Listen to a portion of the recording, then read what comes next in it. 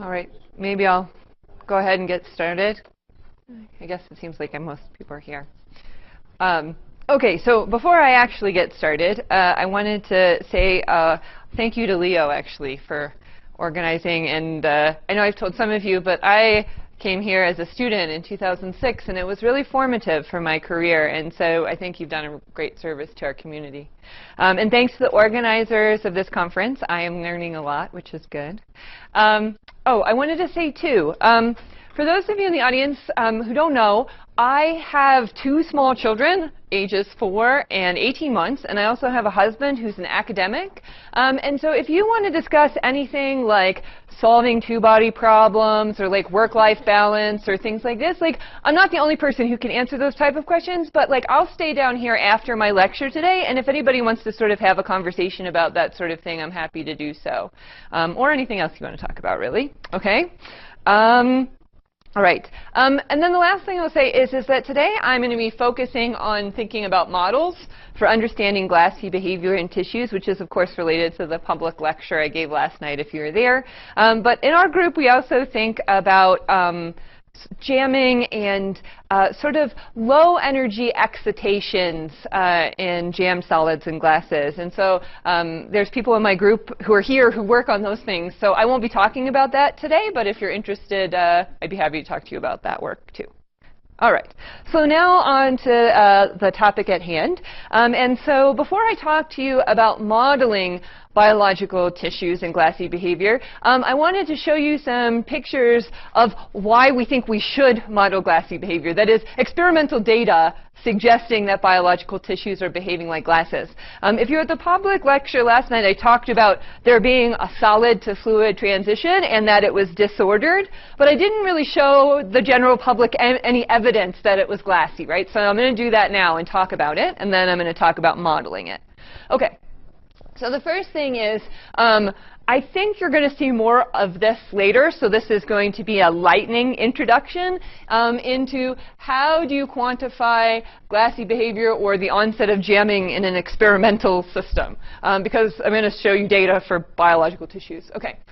So I know you've sort of talked about this and seen this. So this is the mean squared displacement on a log scale as a function of the time scale. In systems that are sort of glassy, you typically see a plateau in the mean squared displacement on a characteristic time scale, which means that the particles that make up the material are caged on that time scale, so they don't move as far as you think they should. And then if it's a fluid on long time scales, you get something which is slope 1 on the longest time scale. So this is one sort of potential signature of glassiness. But actually, lots of systems look like this, and they aren't glassy in the sense that we're sort of talking about structural glasses. So let's talk about some more ways to see if you have something which is glassy. So one of those ways is called the non-Gaussian parameter. Raise your hand if you've seen this before. OK, so some have, some haven't. So the idea is that if you have, say, a colloidal system and it's very tightly packed, you can watch the trajectories of particles. And so on short timescales, you'll see that the particle jiggles around in a cage of its neighbors. And then on some intermediate timescale, it'll jump from one cage to the other. Can everybody sort of see that jump in the trajectory? OK, and then on long enough timescales, it'll execute lots and lots of jumps, and so it'll look like a big blob again. OK, and so if you just sort of say, is this a Gaussian blob or not? It's going to look very non-Gaussian here at the cage-breaking time scale. So if you average sort of how Gaussian is the trajectory on a given time scale, you can find that in these types of systems, you get a peak at a characteristic time scale, which is the cage-breaking time scale. So again, this is how non-Gaussian the trajectory is as a function of time. What is this experiment? So this is data from weeks, and this is a simulation of a glass former in a computer. Yeah. Maybe can you define this out? What? Oh, it's the kurtosis. So I don't know if I can write it off the top of my head, but it's sort of the fourth order term to properly normalized by the second order term. Yeah. OK. So you can ask, well, are biological tissues, do they show any features of this? And so I'm showing you two movies, which are from a zebrafish embryo, which is one of my favorite experimental systems. And each one of these balls of cells is, again, thousands of cells. And you can see that these two balls of cells fuse together like two droplets would if you image them over the time scale of hours. But if instead you do a compression experiment, which is that left-hand picture, where you sort of compress the ball of cells on the time scale of seconds in real time, you'll see it sort of smooshes. And then when it lets go, it sort of bounces back a little. Not all the way, but some. And so that suggests it's sort of more elastic on those time scales. And then you can do things like track individual cells within these three-dimensional tissues, which is a very non-trivial task. But if you try to do this, what you typically see are pictures like this. So this is sort of just individual cases of tracked nuclei within one of these zebrafish embryos. And you see it sort of jiggles around for a while and then jumps. This is just another example. And so here's a movie that sort of shows you one example of that. So keep your eye on the cell with the arrow. And so you'll see it sort of jiggles around a little bit, and then you'll see it sort of duck under and find a new cage of cells to jiggle around it with for a while. All right, so you see that, and to quantify that statistically, you can look sort of at the non-Gaussian parameter again. So that's this sort of kurtosis, again, as a function of time. And you can look sort of at the mean squared displacement, and you see sort of subdiffusive and a crossover to diffusive.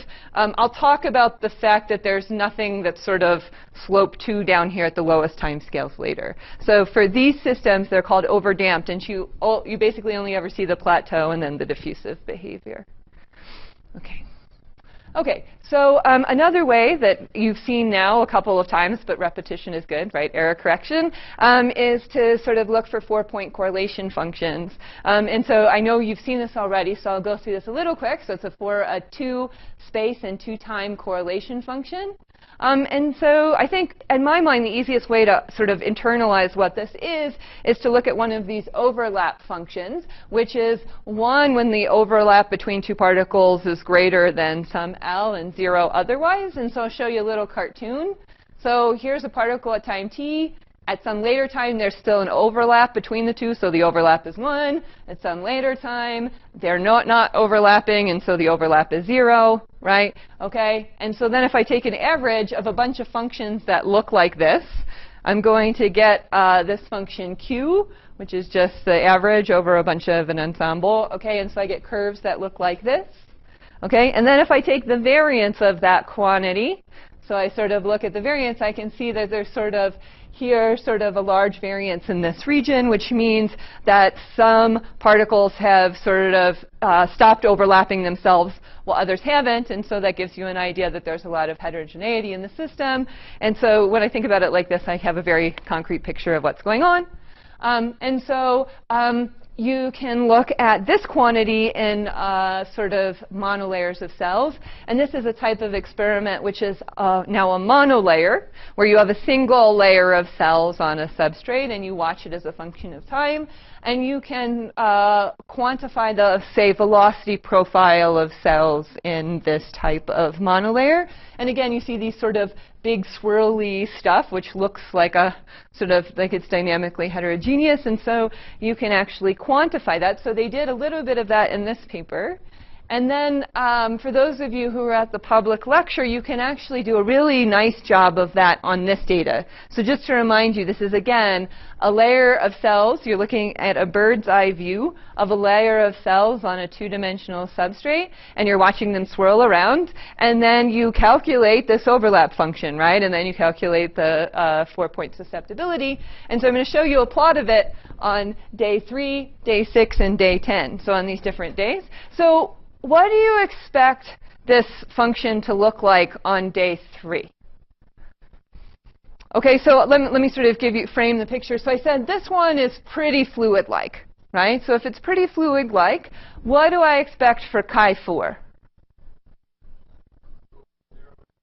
Yeah, it's sort of, it maybe has a little peak or something, but it's not very high, and there's not a very big signature. Okay, what on the, like, if it's really close to the jamming transition, what do I expect? much larger peak, maybe at a time scale that's a lot longer, right, for example. What's it in the G4 on the previous slide? I think they're exactly the same. One might be divided by a normalization factor. I did it right. Yeah.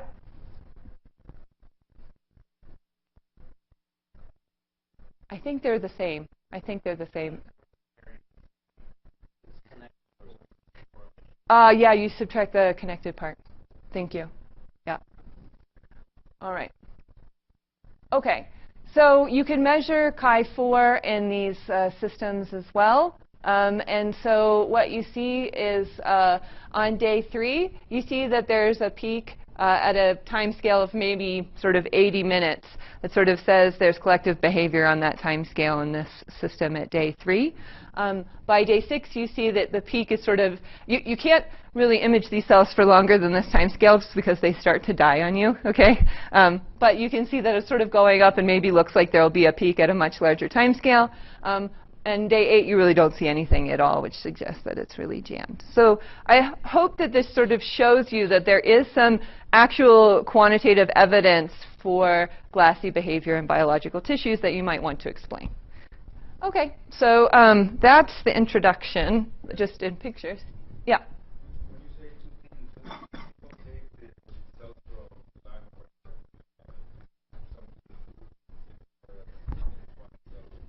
Yeah, so that particular picture is at what's called an air-liquid interface. And so the liquid underneath is a cell culture medium. So it has food and sort of ATP for them and things to make them happy. For lung cells, you actually have to put them under pressure for them to be happy, too. So they keep them at a fixed large pressure. OK, yeah?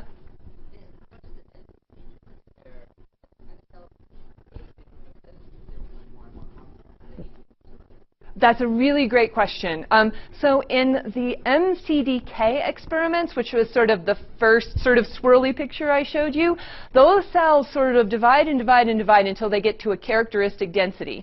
And there definitely is a correlation there between the sort of number density of them and how solid-like they are. But there's an interesting, actually, open question I'll hope to get to at the end, which is that actually we're not sure if it's the density that's controlling that transition. It's just a side effect. Maybe. And in the asthma cells, and the cells from asthma patients, they don't divide, or divide extremely rarely. Like, in that whole field of view, maybe 1 divides per day. So you can assume that they're not dividing in that system. That's a great question that I will hopefully get to by the end of the day today. To give you a quick answer, we don't really know. We know several things are changing. So the contacts between them are maturing, which changes the effective mechanical energy function between them. But they're also, if you put them on a gel and look at, so there's a technique called traction force microscopy, which allows you to measure the forces that cells are exerting on a substrate by looking at deformation of the underlying substrate. You also see that the cells at the later days are actually exerting more traction on the substrate, which is a little surprising. OK, cool. OK, so I think that the first thing I want to sort of ask is, OK, given that we have this data that says that these things are sort of behaving like glasses, you want to know how to model them. So how might you write down a model? OK, and what ingredients should you have? OK, and so probably I want to break this down into 2 components. Interactions between cells. OK, and so if you're thinking about interactions between cells, well, cells don't overlap typically. They have a steric repulsion. Another thing that you might want to include is they adhere, as I sort of mentioned. OK, and another thing that you may want to include is the fact that cells polarize, which means they have a front and a back, and they know which is which. And so if they have that, they may additionally align, which could be an additional interaction between the 2 of them. OK, another thing that you can have, of course, is activity. There's sort of different ways you can include activity. One is that cells locomote. All right, and they're typically polarized. as we said here. So that means they have they typically can be characterized by a persistence length or a persistence time.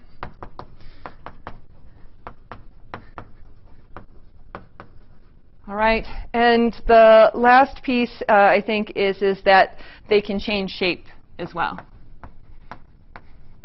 So they can sort of actively sort of change the tensions on different interfaces, and so they can change their shape as well. All right, so if you have all of that, then you can say, well, what do I do next? So I'm not going to go into this in too much detail today, but I realize that there's not anybody else talking about active matter. So I'm going to sort of give you a little quick introduction to active matter. And I actually have a set of notes that Leo has already posted online that has a little bit more of the details worked out in this part. So I'm going to go a little quickly. But if you're interested, you can see more. OK, so the idea is let's say I have a trajectory. This blue one doesn't show up. So I have a trajectory that looks something like this. All right, and then I can say, OK, I have some initial angle I make with the x-axis theta, and I have at some later time some other angle that I make a distance. So this is the angle I have at 0 length along the trajectory, and then at a length here I have a different angle. OK, and then I can define the persistence length is cosine of theta L minus theta, of course, L plus L prime, right, is equal to, and I'll average this, is equal to e to the negative L over L. And this thing is a definition for the persistence length. So I think this sort of originally you thought about it in terms of polymers, but you can think about it for a trajectory as well. OK, so if you want to describe the behavior of an object that has a trajectory like this, people typically do it using what are called self-propelled particle models.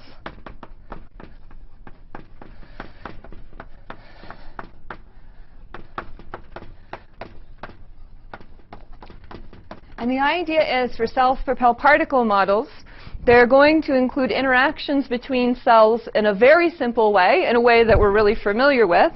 So the interactions are just like the ones that Ludo actually discussed in his lecture a couple lectures ago. So you have sort of two particles, and they're separated by some distance, and this is sort of particle I, and this is particle J.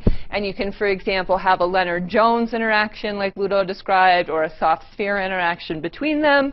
And so if they are adhesive, then you want to have an attractive potential of some kind. But you can, people also use soft sphere models to model cells, and they actually do a remarkably good job in some cases. OK, so once you have the interaction, then so that's sort of boring and like what we're used to. The interesting part is the activity. OK, and so the way they add activity is as follows. They write an expression that looks something like this. Let me see if I can get this box up. OK, so the activity that they have, I'll put this, OK, is something like you just write F equals ma.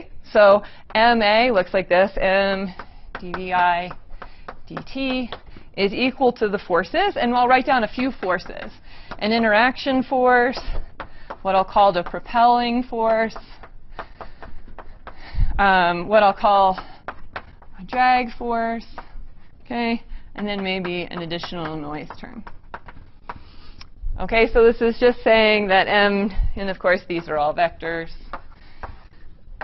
Okay, and so then I can sort of write an expression for the interactions, and this will be a lot like the one that Ludo talked about. It's sort of sum over, for particle I, it's sum over j of the gradient with respect to I of v of rij, where v of rij just gives you the interaction potential between particles I and j. Okay, and then this is an interesting piece. It says, all right, I'm going to assume that the particles can generate a force on a substrate or on some other medium so that momentum is not conserved. They're injecting energy at the smallest scales, and it'll have a magnitude f naught, and then it'll have a direction n I hat. I'll come back to that. We'll have a drag term. We'll write down a very simple one that's proportional to the velocity. You can write down more complicated ones that's proportional to the difference in velocities between two things, but we can start here for now. Okay, and then for this talk, I'm going to set this to 0, but you can add it back in. Okay, so then I can rewrite this. I guess I'll probably just move to this board. All right.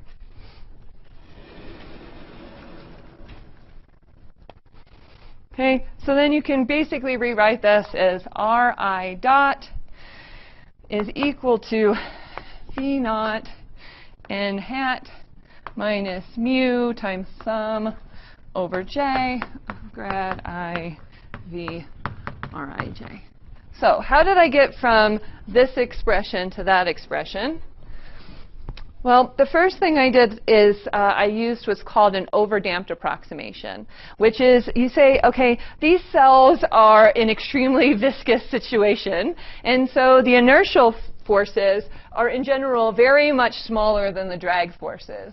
Okay, and so once you make that approximation, you can send this term to 0 relative to all the other terms, and that seems to be a very good approximation for almost all cells. Okay, and then you can basically write this force. You can sort of move this velocity to the other side, divide by b, and so this mu is just 1 over the drag force here. Okay, and so you get an expression that looks like this. So this is really nice because this is really easy to integrate. It's not even a second-order differential equation. It's a first-order differential equation. Okay, so you can simulate particles like this all you want, no problem. Okay, and I'll say a few words about this n hat because, of course, this is the direction that the cells want to move. And so you want to sort of have this idea that each cell has a direction it wants to move. This is n hat. It makes some angle theta. Okay, so you can define n hat I is equal to cosine theta I x hat plus sine theta I y hat. And then you write an expression for theta, which is the simplest dynamics for this angle, which is just that this angle has changes due to Gaussian white noise. So it's basically like a rotational noise. Okay?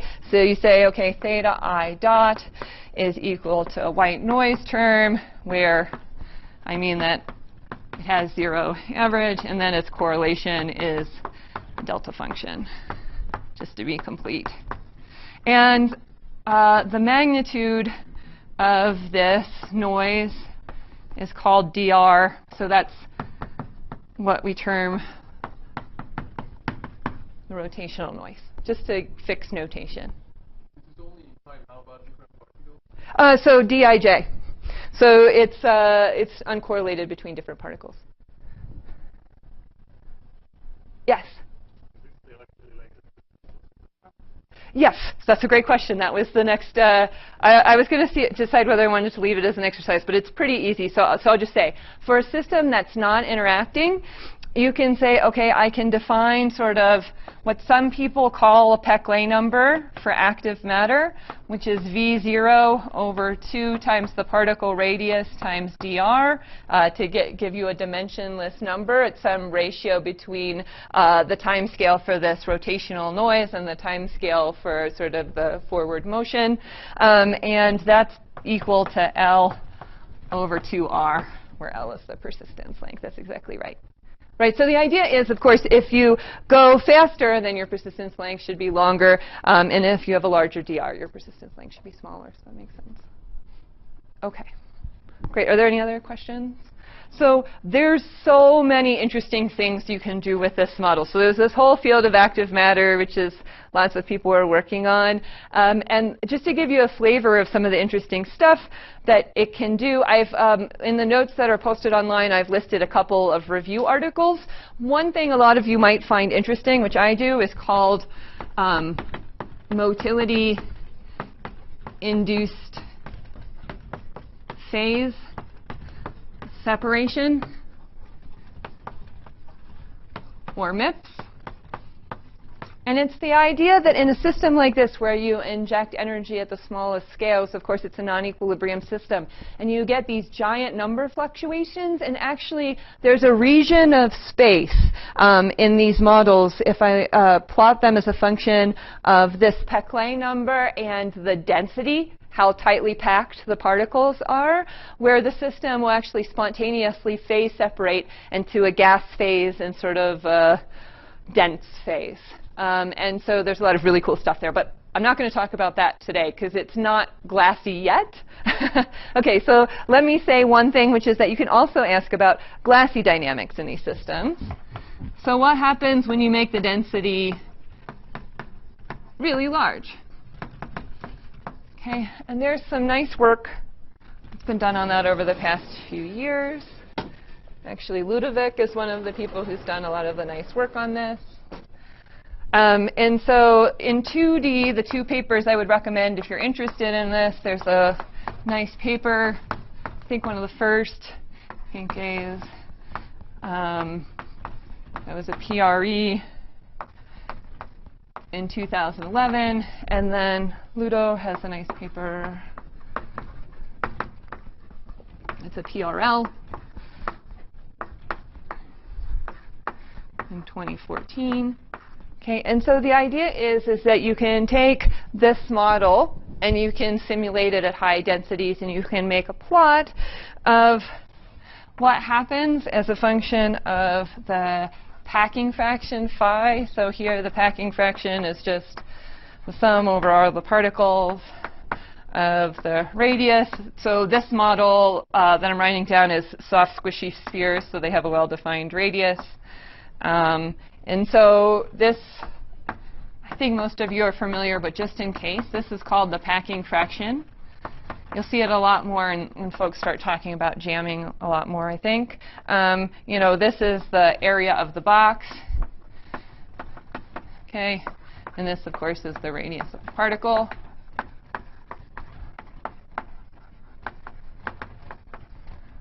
OK, and so if you sort of think of this as a control parameter, and then the speed of the cells as a control parameter, then there's one more, and I'll talk about it in a second, which is dr. So the three control parameters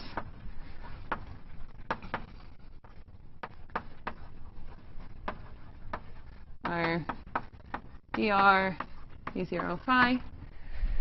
OK, and so what you find, if you just look at a fixed value of dr, you sort of see something that looks like this.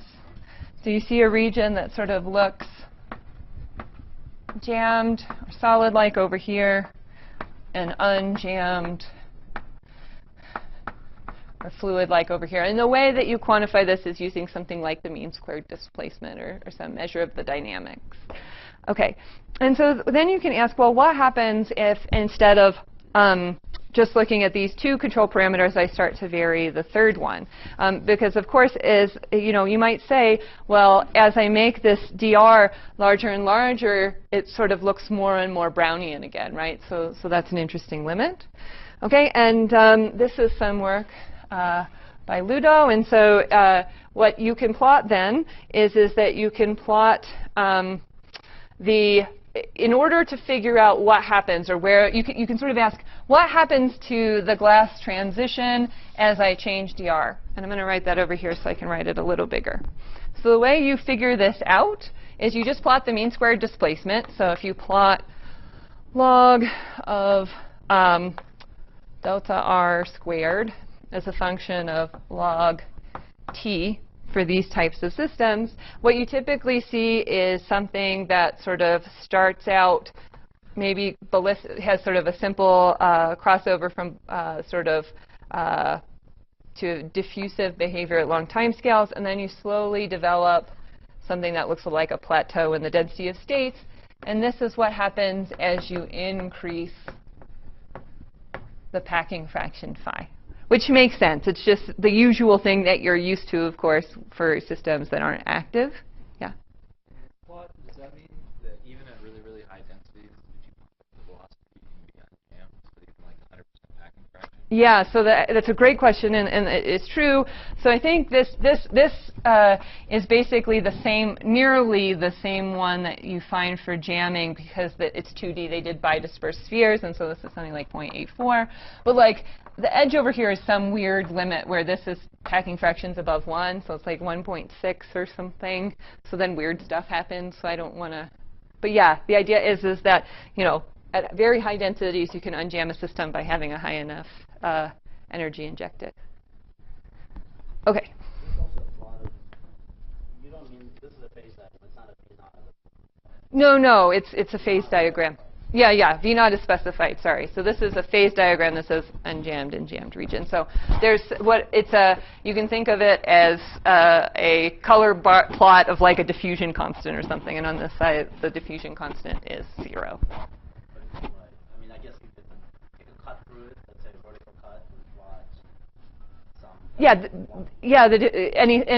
So I'm showing you, I think, sort of changing phi and showing you a dynamical quantity. So something like this you can plot, of course. And this is at a fixed value of v0, for example. So I think that's what you were sort of asking for. And so then you can basically fit the long time behavior, because it still becomes diffusive at long time scales. So at long enough time scales, this becomes a slope 1 on a log-log plot, so it becomes diffusive. And you can fit the long time behavior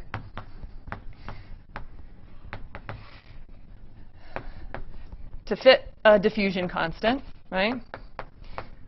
This sort of is how you define a long time diffusion constant. And it's a function of, let me call it tau and phi, where tau is just 1 over dr. It's 1 over the rotational diffusion rate. OK? So you can plot this. OK? And then the idea is you can make an ansatz. You can assume that ds of tau and phi maybe scales in the following way. OK, some phi critical minus phi to the gamma as a function of tau. OK, and so this is something that you can sort of find in glasses, right? This fit works pretty well in glasses. So you might say, let me just assume this is true. And the reason you do this is because you want to try to figure out what is the critical density at which the system transitions from fluid to solid. And you want to look at that as a function of tau. OK, that's what you're trying to do. What? Yeah, phi c is also a function of tau if you want. Is that what you're asking? I'm sort of fixing v naught here. OK? And so if you plot phi c as a function of tau, and let's make it on a log plot, what you see is a very subtle change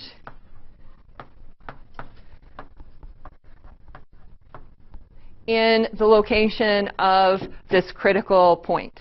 OK, so it goes, the curve looks something like this, I think. OK, so it says that the sort of extrapolated density at which I change from being a fluid to a solid changes very slightly as a function of this persistence time, or this rotational rate. In other words, let me sort of, let me say it in some other way, which is that if now I want to look at things again as a function of v naught, and I plot this phase diagram again. So this is I'm plotting the phase transition line here, but now I'm going to plot it as a function of dr, of the rotational noise. Then I see the following. I see lines that look something like this. OK, so these are, just to be clear, each one of these is a phase transition line at a different value of dr. OK, and so on this side we have a solid, and on this side we have a fluid.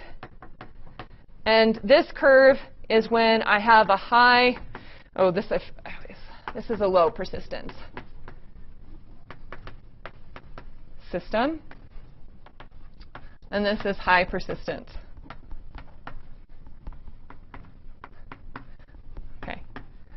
And the point that I want to make is these phi c's are different for different values of dr. Okay, that's what this means, right? These are different phi c of tau or phi c of dr. Okay, and it's interesting because it suggests you're switching sort of the sort of phi g. So we typically talk in this field about there being sort of a difference between phi g and phi j, right? Okay, and so it's basically like you're shifting sort of where the transition is just as a function of persistence length. And it's a pretty significant effect. Even though this doesn't look like much, it's very significant for the dynamics. And so you can take a solid state, and if you just change dr, you can change it into a fluid. Right? So it says that the persistence length can fluidize a material. That's the idea. Okay. We're going to contrast this with what we've seen so far in vertex models, which is why I think it's useful to note. Okay, so this is sort of what happens in glass transitions in self-propelled particle models. Yes? No. That's the extremely strange thing. Right, Ludo? Where's Ludo? Is he here? No. But, yeah, they don't, apparently, which is weird, right? Yeah. All right. And so the way that, the one way to think about why it might be true is maybe you're accessing sort of different dynamical states. So when you can look and see what are the cells doing in these states where you have very high persistence. And what you see if you look at sort of the displacement averaged over of the displacement of the cells averaged over an appropriate time scale is you see that the high persistence configurations have much more sort of large swirly configurations that sort of look like they have dynamical heterogeneities. But instead of being on like some very long time scale associated with dynamical heterogeneities, they even look like that on a very short time scale. So the idea is that somehow the dynamical states that you're accessing are different between the two, and that's why there might be a difference. But that's a great question. Any other questions? Is that allowing the sound to rotate rapidly into the red noise? Are you asking if instead of making the particles self-propelled, you put a random noise on them? You recover the results that you've been seeing for the rest of this conference. In other words, you see sort of, there's no notion of dr in that system then, right? So you just have a glass, you recover all of glass physics in that case. That's the limit. Okay. So now I'm going to start talking about vertex models.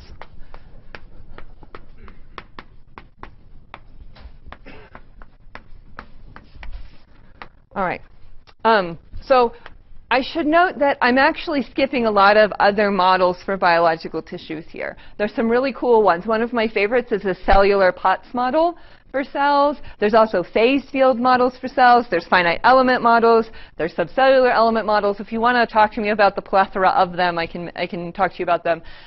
But the reason that we, and I really like these vertex models is, to me, they're sort of the next simplest thing you can do beyond particle models that doesn't include too many additional parameters or too many additional degrees of freedom, which is why I like them. They're sort of the simplest thing you can add that sort of adds some aspect of cell shapes to the problem.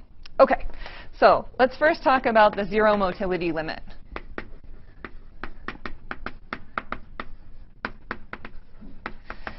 Okay, in other words, no activity. Okay, and so the sort of one of the first papers that worked on this said, okay, I'm going to assume that the mechanical energy of a cell can be written in the following way. So there's a quadratic term that suggests that a cell's area goes towards some target area.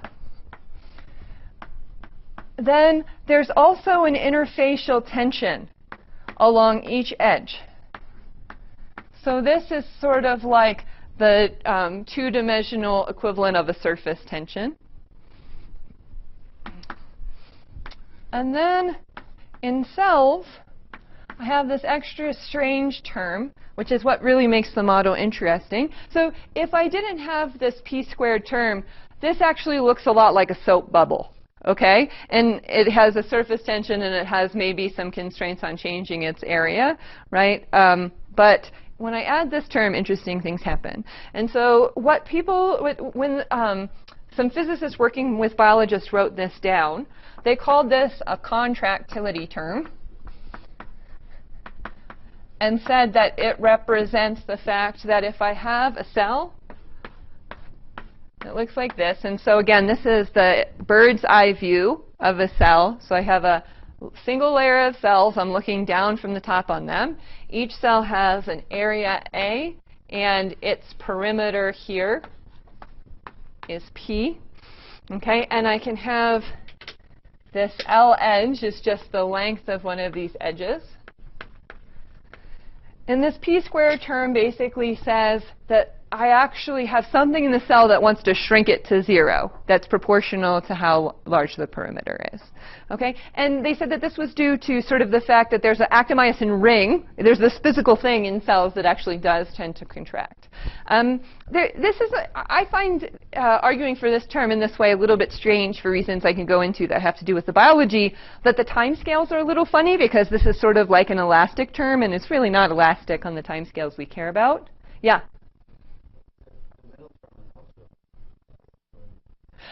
It's not proportional to perimeter. This one's perimeter squared. This one's just proportional to the perimeter. So this term can actually be positive or negative. We'll come back to that in just a second. Yeah. Yep. So I'll come back to that term in just a minute. That's exactly right. Right. So I'll get to that term in just a second. Let me say this first, which is that this contractility term can also come about if there is, let me just call it a limited number of adhesion molecules. So I just want to make the point that there's a lot of papers in the literature that don't like this term because they say that there's no evidence for contractility in cells behaving this way. But the point I want to make, which is related to the one you're making, Leo, is that if this term looks like a perimeter too, because it's the sum of all the edges, right? And so this looks like a surface tension. And if I make this coefficient negative, right, I would have a runaway instability unless I had this p squared term, right? So the reason to sort of believe that it should be there sort of no matter what is that whenever you have a runaway process like this, you're going to run out of the adhesion. Say, for example, what makes this negative is the number of adhesion molecules that are expressed at the surface, and you're going to run out of those. And so the first order term you can add is this back. Okay. So in some sense, you can be a physicist and say these are the lowest order terms. Let me tell you a moment about this term. So this comes about from 3D incompressibility. I think I spelled that wrong, and height fluctuations.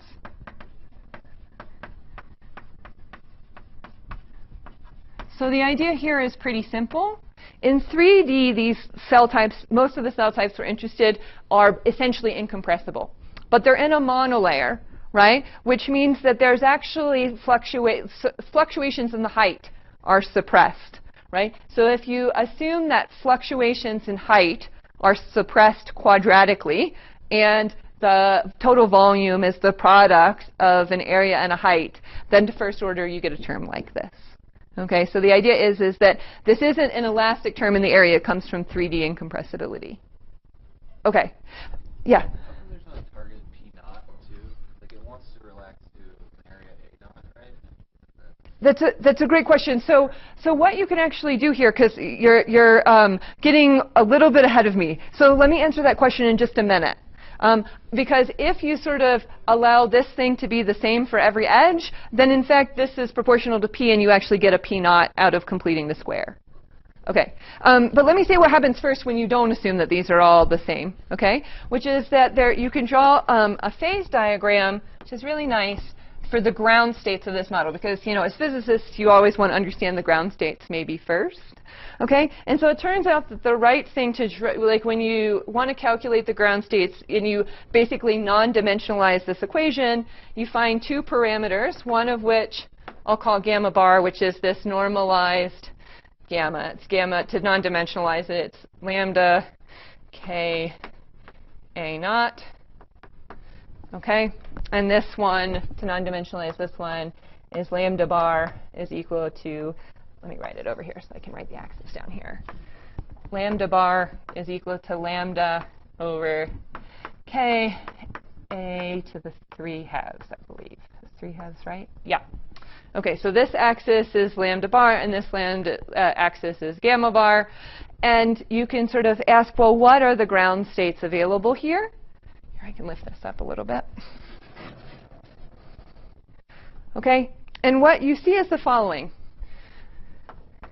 So if this is 0 in units of this line tension, so right when the line tension goes from being positive to negative, you see that there's a transition here.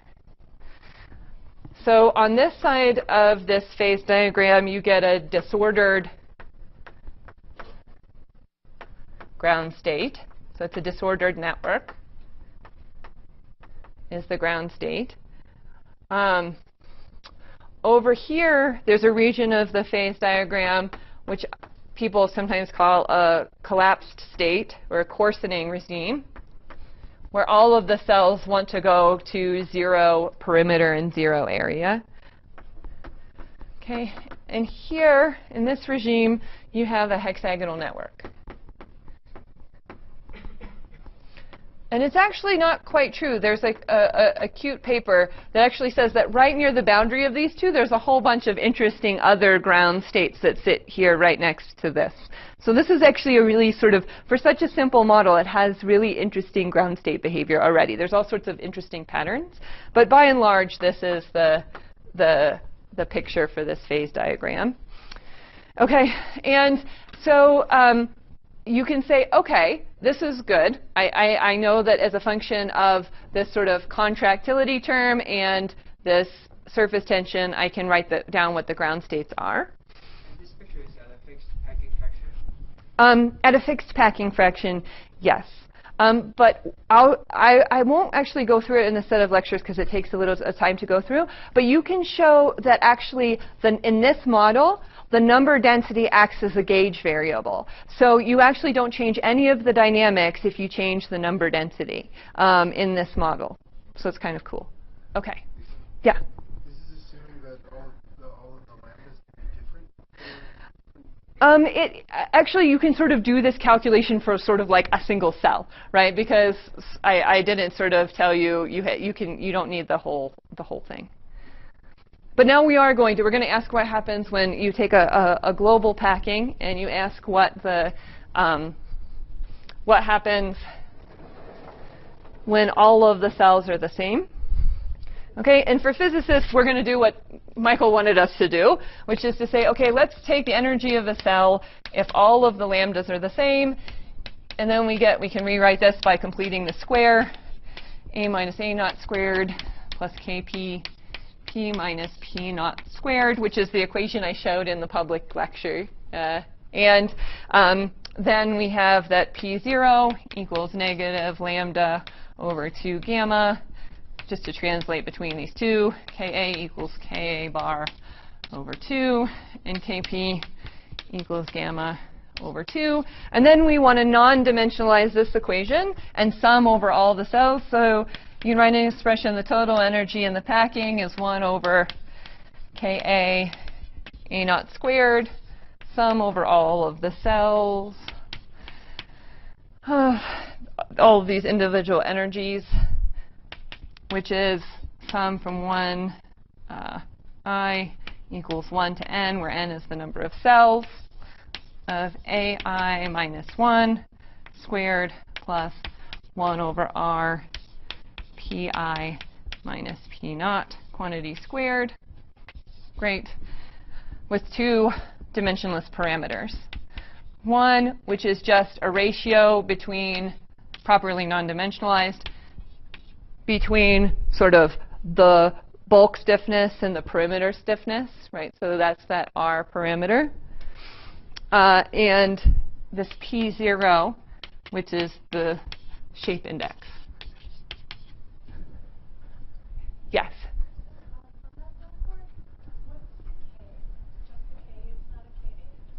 Oh, it should have been a Ka, sorry. Typo.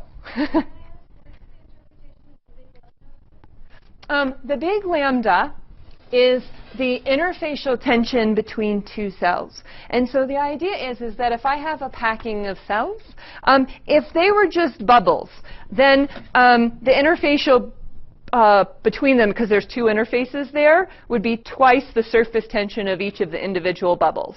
So that would be lambda in that case. But for cells, cells have adhesive molecules. And it's actually quite possible, and people do it in experiments, to pack enough sticky molecules on the surface of a cell that it actually wants to extend that interface. And it's effectively a negative line tension that overcomes the surface tension of the cell. Okay, so that's why we allow this. Normally in normal materials, you wouldn't allow this gamma to be positive or negative. For most materials, it should be positive. But in cells, it's really possible for there to be a linear term, which is negative, but then so things don't get crazy, you need a restoring force. Great question. Okay, any other questions? So did I understand correctly that so technically there are two cell membranes that we count them as one. So what we're doing is we're integrating all of that together. So actually, to be very precise, the way we think about it is there's like let me call it an active gel of actin and myosin that sort of is localized at the edge of these cells. And there's actually some beautiful physics work that sort of takes hydrodynamic models of actin and myosin and can predict the density gradient of actomyosin in these active gels. It's really beautiful. But the idea is that each of these contributes sort of an effective, because it's sort of an active gel, it acts as like a surface tension-like term to sort of restrict the behavior of those two. And there's two of them. And then there's a bunch of sort of adhesion molecules called cadherins in most cell types that sort of live at the edge and actually lower the energy of the interface when they're bound. They're heterodimers, and they go like this. So that's where that lambda comes from, all of that. Okay.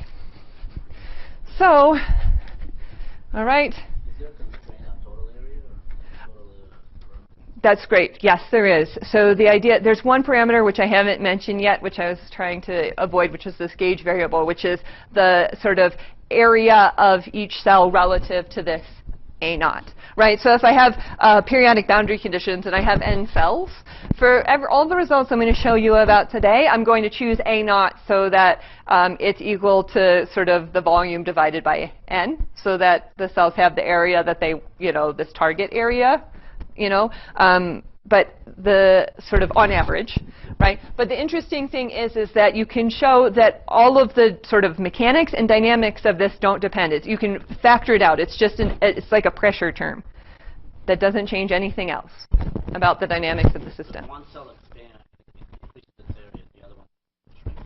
Yes. Yeah. Yeah, that's right. We have some things where we're thinking about free boundary conditions, but then the way we treat it is that there's sort of there's a cell that is shrinking in area. Yeah. Good question. Okay. Great. So the homework exercise, since I'm only giving one lecture, I'm only giving one homework exercise. So the homework exercise is as follows. Calculate the algebraic expressions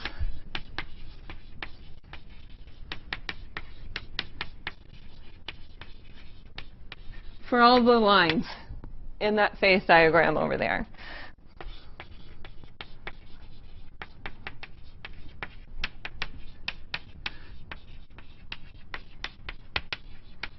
And in my notes, I've given you a couple of hints about how to think about doing that.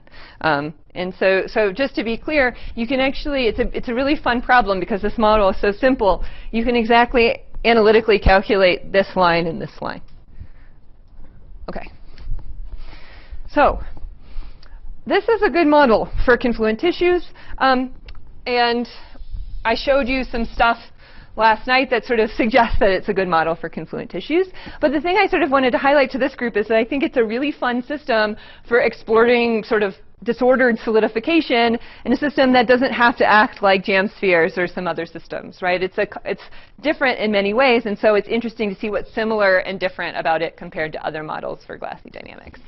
Okay, so to get into that, I'm going to start talking sort of beyond ground states. So all of this so far was about ground states, but we want to go beyond the ground states, because we really want to begin to understand sort of biological tissues and also sort of metastable states. So we need to generate an ensemble of higher energy states. So how do we do that?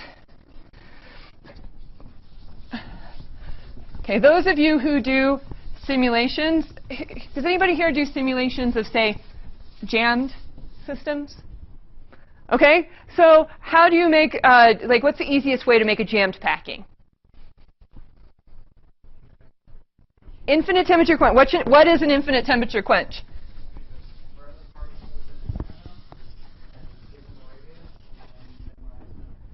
Exactly. So we're going to do it the same way here. So we're going to sort of do an infinite temperature quench. And what we mean by infinite temperature is that the particles are placed in whatever dimension uniformly, because at infinite temperature, there's no interactions between them, right? So uniformly, okay? And then you find the nearest minimum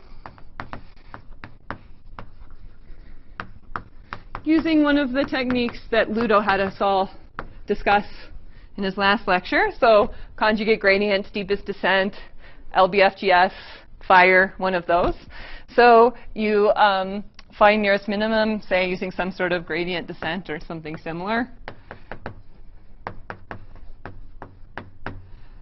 Of course, you can do that, and we're just going to use overdamped dynamics to do that. So you just say, now, the degrees of freedom in the system are the vertex positions. And with this energy functional that I wrote up somewhere under this, that was poor job, poor board management.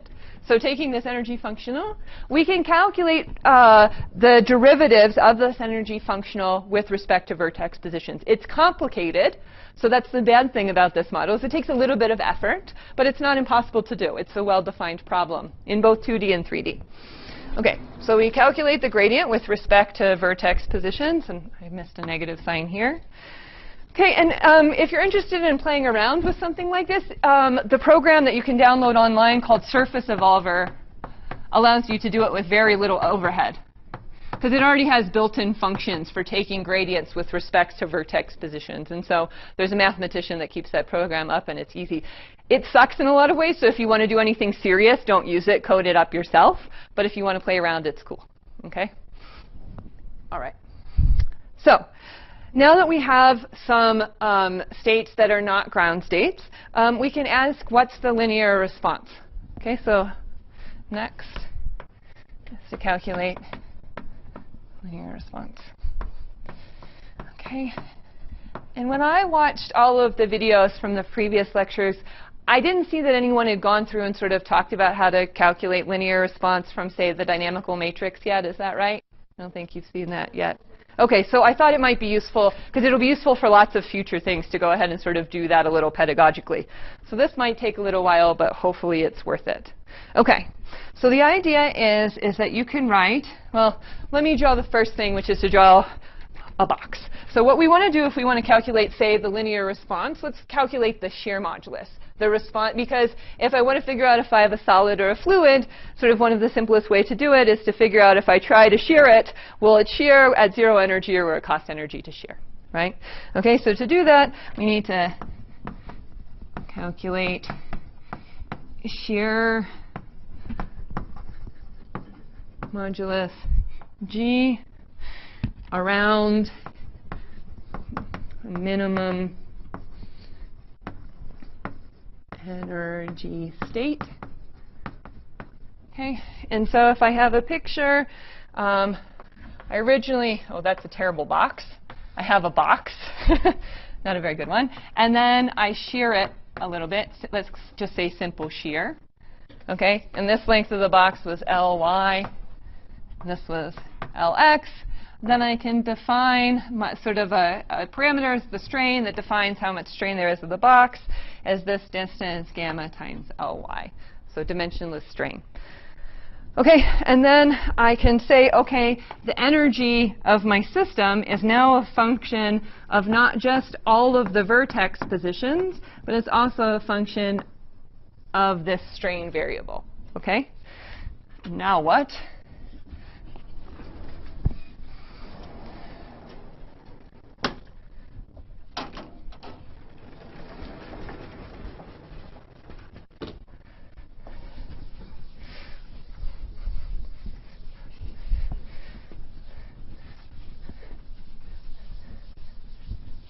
So just to define notation, I'm first going to say, okay, we're assuming that we're calculating perturbations about a mechanically stable state. There's a few subtleties having to do with shear stabilized states here that I'm not going to go into. But I'll define E min of gamma is equal to the minimum over sort of, it's just the sort of our local energy minimum here.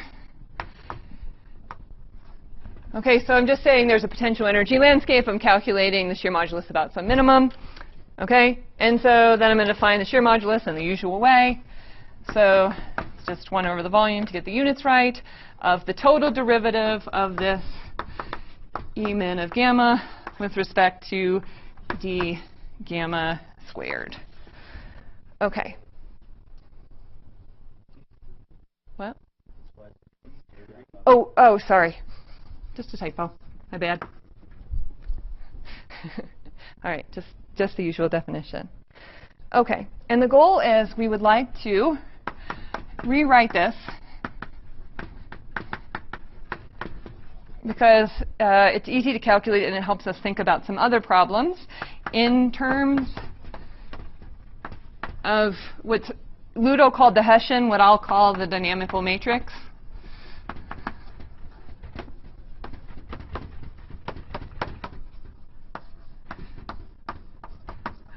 Which describes the linear response of the system. So it was introduced by Ludo. I'm going to write it like this here. dj alpha k beta, which is just the matrix, the second derivatives of the energy with respect to the vertex positions, Ri alpha d rk beta. Okay, and I can rewrite this, of course, as equal to the sum over modes of mode eigenvalues times eigenvectors. I'm just doing a eigenvector decomposition here. Okay, and this m sums over 1 to n times d. Okay, so this is, for those of you who know about the dynamical matrix, this is totally standard. This is just how you write it out. Okay, we want to rewrite this sum in terms of this.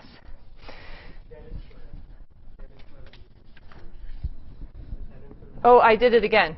I don't know, my brain must be wanting to do that today. Sorry, everyone. So just transpose the 3 into a 2 whenever I do it there, apparently. OK. Doesn't make any sense if it's a cube. Sorry. OK. So I think I'm going to skip a few steps on the board. But I've written them all out in my notes in detail, so just so if you're interested, you can see it once. But you can basically use force balance in order to try to take the equation and write it in terms of the dynamical matrix. And actually, there's an elegant formulation, I think, of this, which is really cute, which is to introduce an extended dynamical matrix. So I'm going to introduce an extended dynamical matrix, which I denote with a little bar on the top. And now it's just the same thing. It's the derivative with respect to the coordinates, except now I've included the coordinates, the box, on equal terms with all of the other coordinates in my system. So I'm just adding, I'm making a vector z, which is all of my particle coordinates plus the box coordinate, right? Because you can think of the shape of the box as just being an additional thing. OK, and then, of course, I can write this in terms of its eigenvector decomposition. And I promise there's a point to this. So I'll just write it out and hopefully put the squares. M up here. Make sure my notation's the same. QM. OK? And I'm going to define this weird thing, which I'm going to call z dot min, which is, I'm going to define it as r dot min, and I'll tell you what r dot is in a minute. R dot min n times d 1. OK? And so here, r dot min is just the total derivative of r with respect to a gamma, OK, at a given, at the minimum. So it's sort of just what the derivative of the vertex positions with respect to the shear degree of freedom is at the minimum energy. OK? And you'll see the reason why I define it this way is that, again, I've shown this on my notes online, but it'll take a really, it would take all of the rest of the time I have to really go through this on the board. But you can show that you can rewrite this, basically, rewrite this equation using this expression and force balance as follows. Vg times u gamma m in terms of the eigenvalues of this matrix.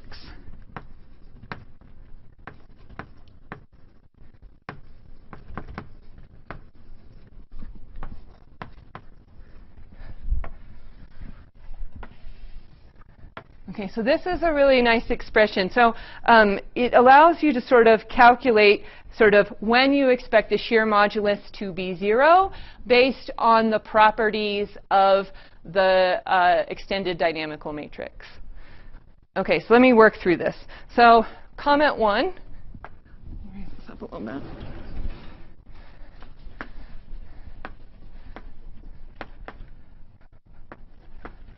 OK. That if there exists a 0 mode with u m gamma not equal to 0, and what this really means is it's a sort of a mode with a non-zero overlap with the shear degree of freedom. So basically it means a non-trivial 0 mode, right? If you have a sort of eigenmode that sort of overlaps the shear degree of freedom, then, but it has a, it has 0 frequency, right? Then this tells you right away that the shear modulus is 0, right? Does everybody see that? OK. So if that's true, then G equals 0. So the first thing you realize, if all you want to do is tell the difference between a fluid and a solid, this equation tells you that all you have to do is look for non-trivial 0 modes, and if there are any, then the shear modulus is 0. So that's a really nice computational way to do it. All right? So then there's a few other comments to be made about this expression. You can continue to sort of play around with some identities and show the following is true. So comment 2 is, if not, then all 0 modes have vanishing overlap with the shear degree of freedom.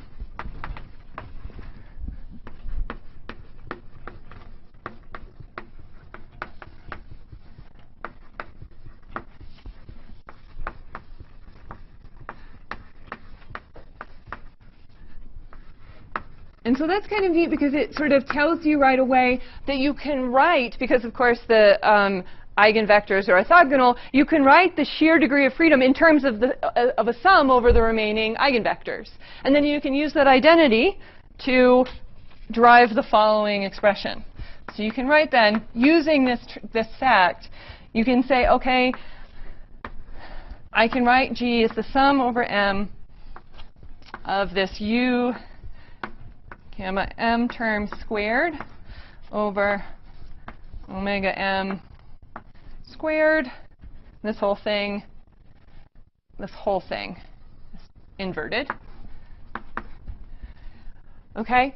And so this is a sum now. This M is defined so that this is a sum over all of the modes such that omega M is not equal to 0. OK, in that case. And this is a really nice expression. It says that it's a weighted sum. So the shear modulus is just a weighted sum of the overlaps of eigenvectors with the shear degree of freedom.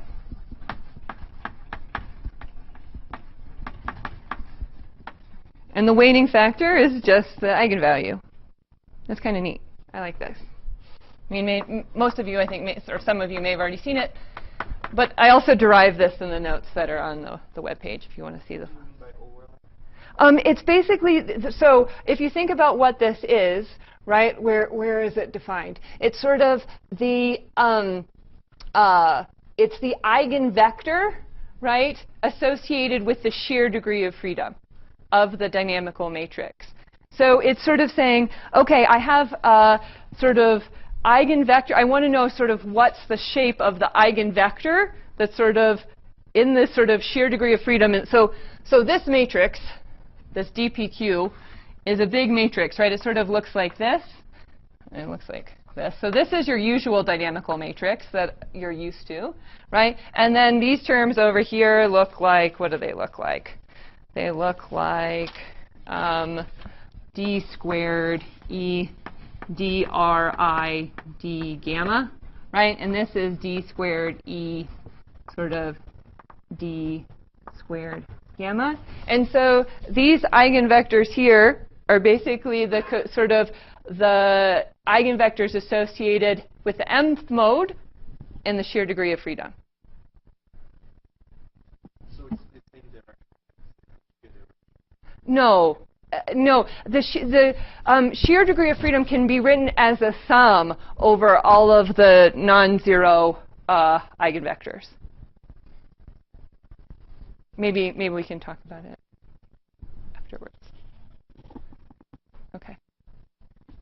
Any questions so far? So, by the way, this also totally goes through for jammed systems as well, so you can do the same thing, no problem. You may have already seen it. Yes? So in general, I guess a triple has the combination of many variables, and pure variable is only one. So if I have the pure variable, in other words, is a combination of many variables with zero maker. yes. How can I see G equals 0? So this is only, I had to sort of assume that G was not equal to 0 to write this down. Right? I inverted, you know, you can even see it because I have an omega squared M. So there's two cases. So I guess I'm asking how many more. Oh, OK. So if there's a 0 mode with, And gamma in general has any combination. OK. It's not pure G, right? Right, right. But if I had, this is for all M, for each value of M. Right? This is true for each value of M. So I can pick omega M equal to 0. Right? And so if this is not 0, then that tells me G has to be. So let me say it again. This equation is true for each value, each eigenmode M. OK? And so then if I plug in a mode that has this equal to 0, right? And I know that this is not equal to 0, and the volume is never 0. So the only way this can be satisfied, so this right-hand side is 0, is for G to be 0. So there's two cases. Let me just write that out explicitly, so because I think I'm probably been a little confusing. So what these two comments tell you is that G is 0 if there exists a let me call it a non-trivial 0 mode. And what I mean by non-trivial is that it overlaps the shear degree of freedom. So if you're looking at the dynamical matrix of like a system that's in force balance, I have translational modes, which are trivial degrees of freedom, trivial zero modes. But almost anything else you draw is going to have an overlap with the shear degree of freedom, right? Unless it's very specially constructed not to. Okay. Any other questions about this? All right. Okay. Okay. So what do we do with this after we, I should probably finish the statement. So it's 0 if there's this non-trivial in 0 mode. Otherwise, it's a weighted sum.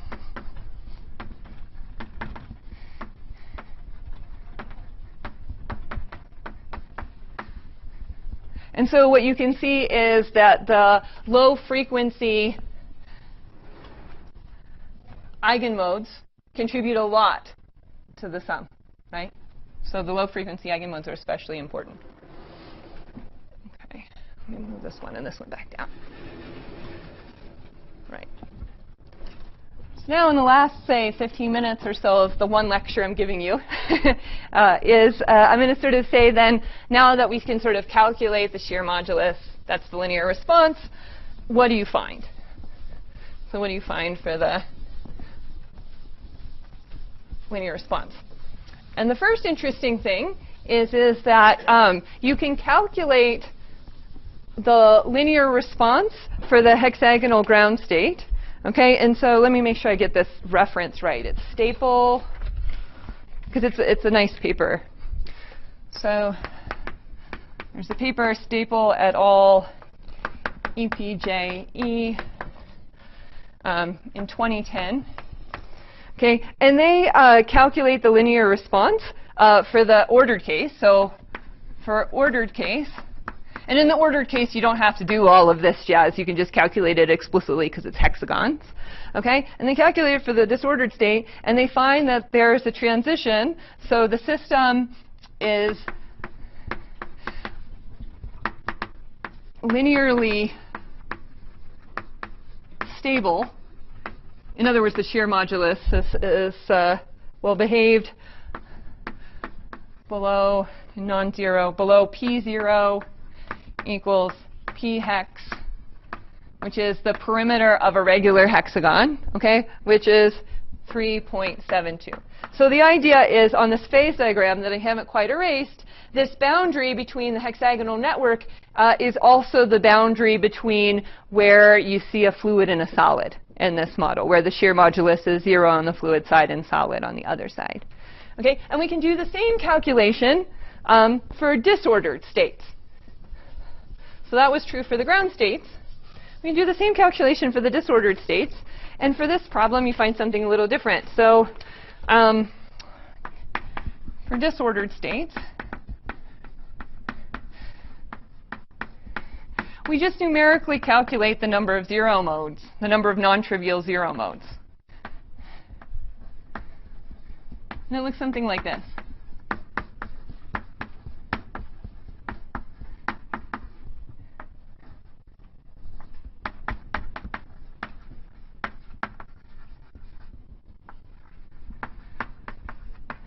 And so for a small system, you'll have a particular realization of the disorder. So we talked about doing an infinite temperature quench. And then for that system, you can change P0 continuously, which is the shape parameter, right? That's the control parameter that we said was important.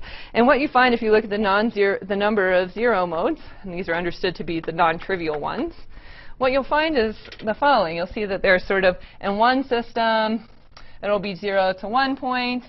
In another system, another, and these are just different realizations of the disorder.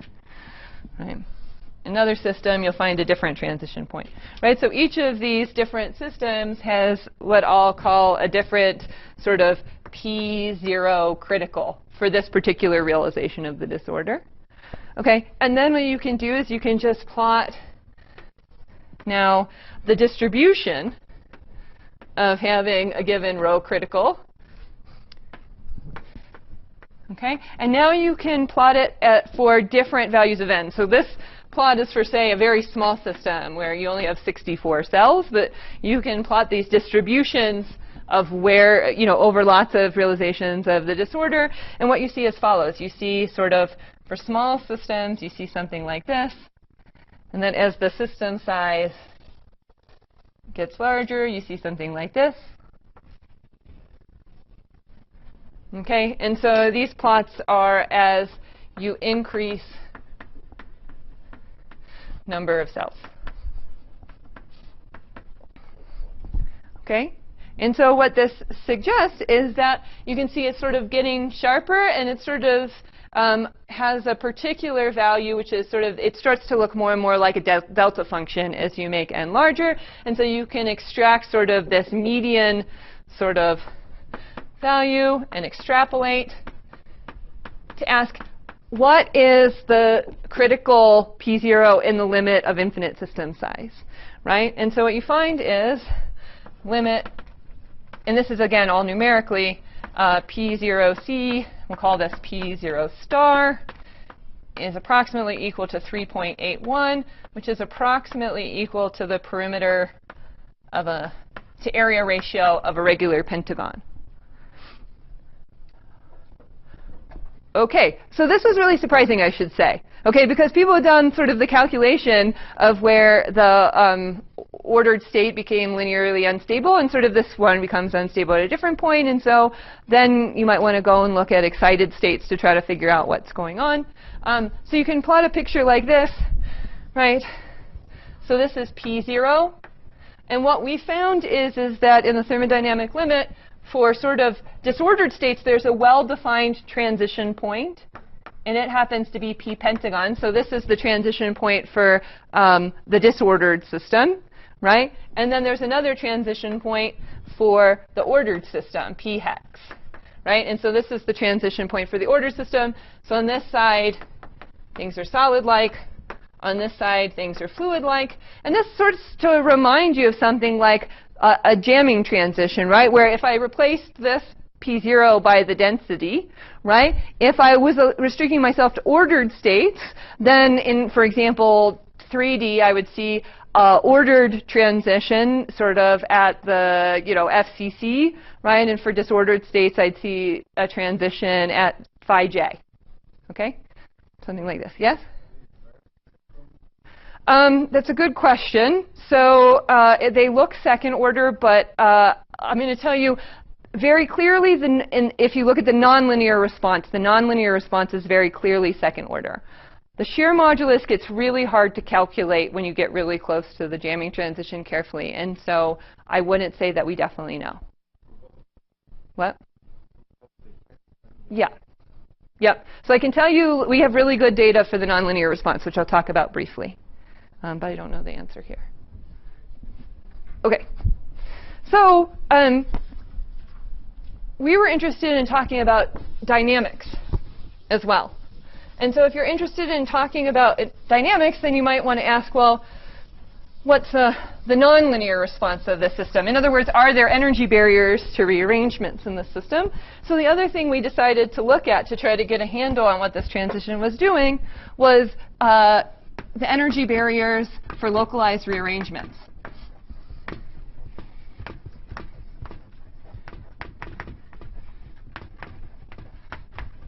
Okay, and the nice thing is in one of these 2D models, there's a really simple ansatz for what a nice localized rearrangement looks like. It basically looks like this. So I have cells that are arranged like this. And then there's a transition to a 4-point vertex. And then there's a transition to a situation where the two cells have changed neighbors. And this is called a T1 transition in the foam literature.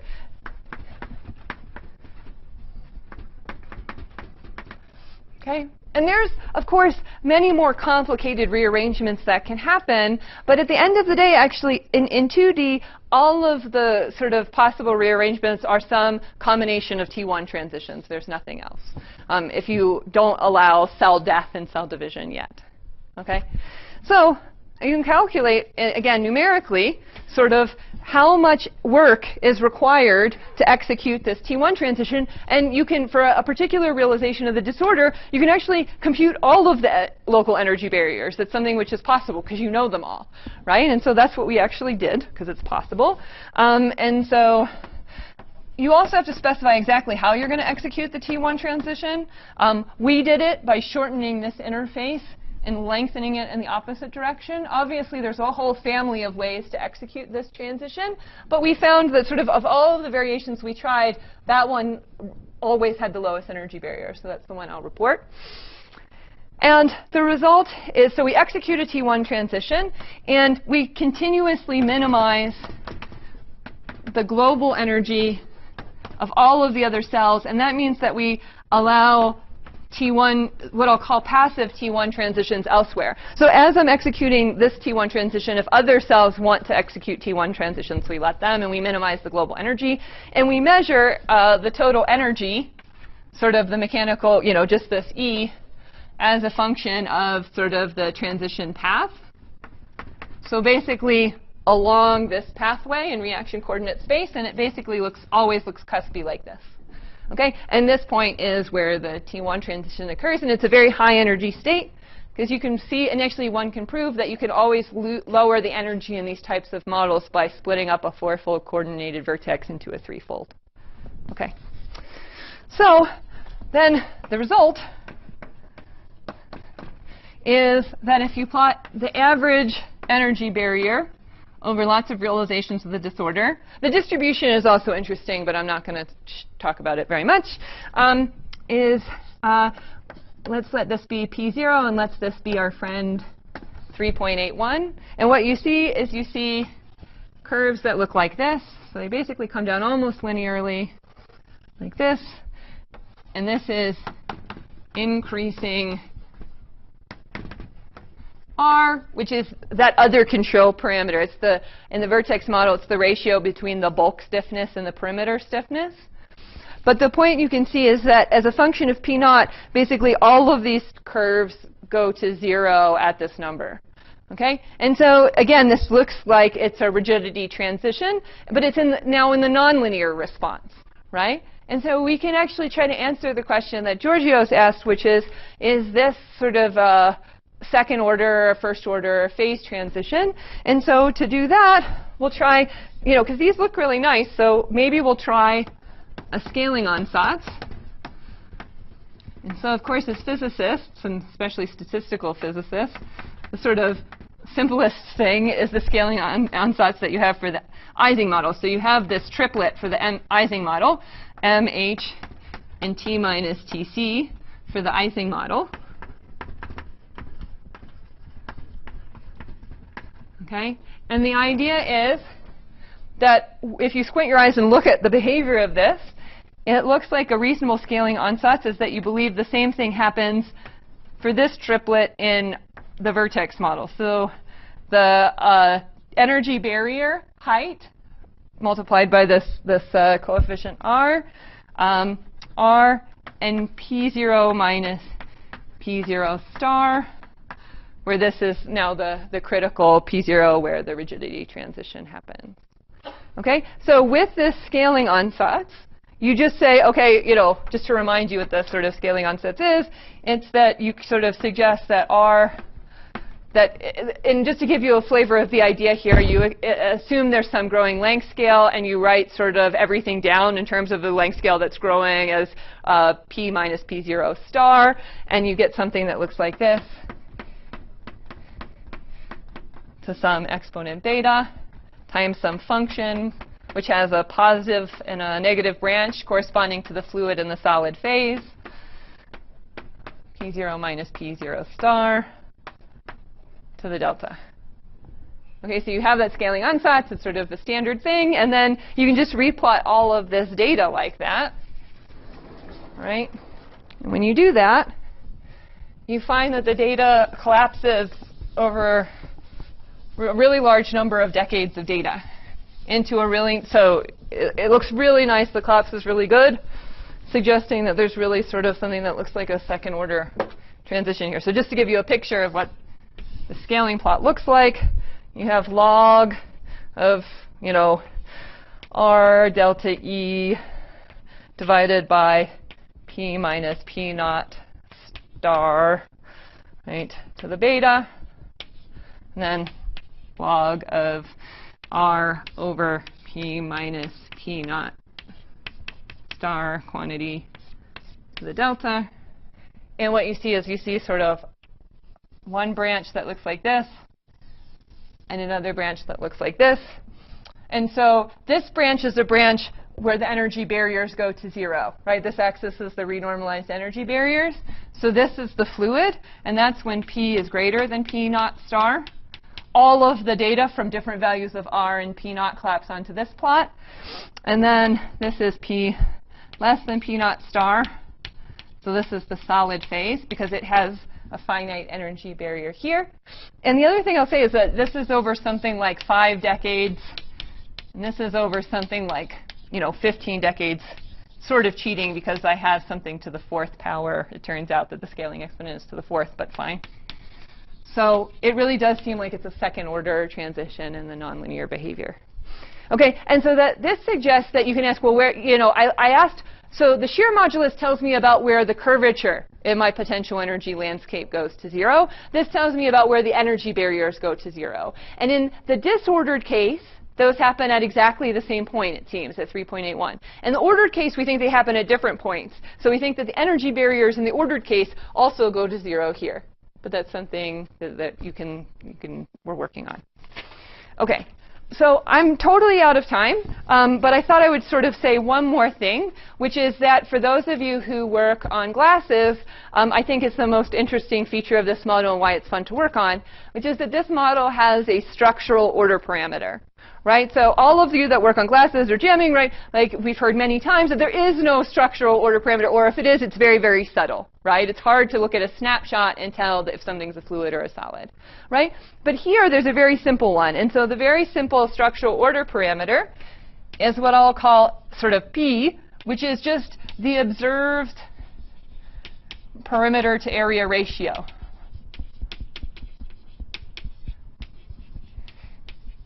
And so the idea is that if you look at a picture, which you can do in an experiment or in a simulation, if you look at a picture now of your control parameter, so this is sort of, for example, sort of how sticky the cells are, right? This is something that the cell can control. Okay, this is your control parameter. But now you look at like what the cell actually does. You can measure what these sort of shapes actually are. What you find is, if this is 3.81 here, what you find is something that looks like this. So sort of, okay? So on the fluid side of the transition, which is over here, P equals P0, okay? And so this is sort of a line with slope 1. In other words, on the fluid side, the cells can do exactly what they want, and actually the whole system is precisely at 0 energy. It turns out exactly 0 energy. It can be satisfied. It's all of the constraints are satisfied. Okay? And over here, on this side, it's actually pinned at this number, 3.81, and the constraints can't be satisfied, and it can't get any lower. Okay? And so, that's probably the way I'm talking about this might be ringing bells for some of you. And so the idea that we have is that perhaps rigidity occurs because the system just can't minimize its perimeter below this value.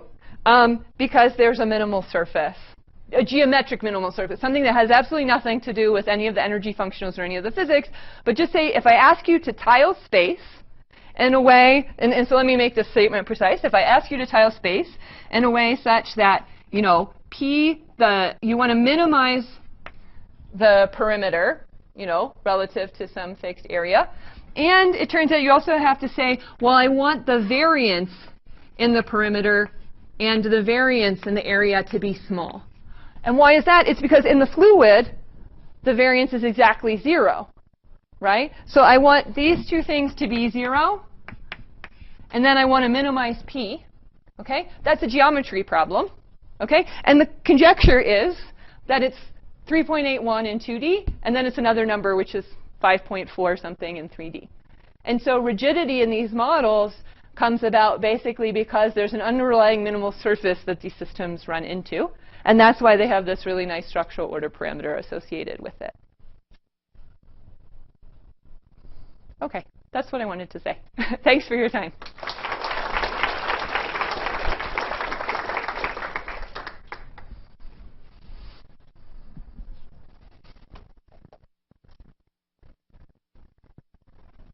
Well, it must have been a terrible lecture. There are no questions. Yeah.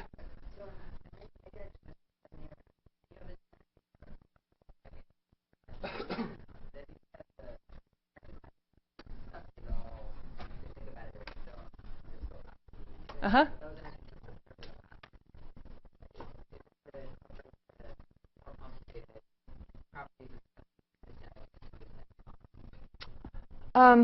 So let me see how to approach that question. So the first point is that I think when writing down that energy functional, yeah, they sort of have, in physics language, they look like a quadratic term. But the sort of underlying mechanics, I think, is not elastic. There's a linear term that comes from the viscous behavior of the cortical actin-myosin network. And then there's a restoring force that comes because there's a finite pool of adhesion molecules. And so the point is you can get something that gives you a restoring force without having to believe that there's an elastic rheology. So that's the first point. But the second point is actually a very important one, which is I actually am treating these cells as bags of fluid, really. And so they shouldn't actually be bags of fluid. They actually have a mechanical rigidity. The nucleus has a rigidity. And so one of the things that we're thinking about is sort of adding back in some of that rigidity. But the way you would probably want to add that in is by having maybe a hybrid model where you have some sort of maybe sphere-like interaction for the bulk, and then a term like this for the cell shape, or some perturbation. But yeah. Yeah.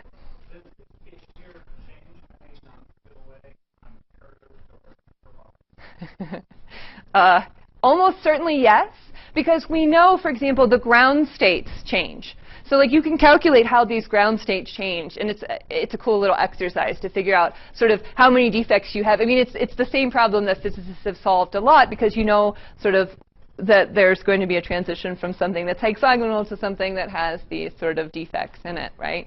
But I don't know at all what happens to the disordered states. I would assume actually that there's a change in P0 that's sort of the P0 critical. I assume that this like 3.81 would change as a function of the curvature, but I don't know, nobody's done it. And it's not a biologically irrelevant question, because actually there's a lot of people studying the behavior of sort of what are called acini, which are these two-dimensional structures that spontaneously form for many cell types that are basically a monolayer of cells in a sphere.